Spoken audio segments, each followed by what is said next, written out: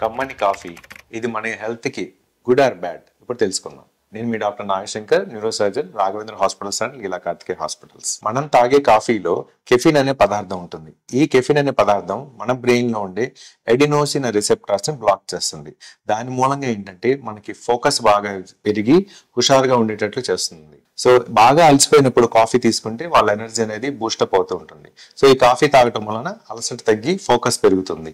అంతేకాకుండా హుషారుగా పనిచేయగలుగుతుంటారు. రోజుకి 2 నుంచి 3 కప్పులు కాఫీ ఓకే, అంతవరకు పర్వాలేదు. అంతకు మించి కనుక కాఫీ తాగితే దుష్ప్రభావాలు తలెత్తే అవకాశం ఉంటుంది. అవి ఏంటంటే హార్ట్ రేట్ ఎక్కువగా ఉండటం, గుండె ఎక్కువగా కొట్టుకుంటాం.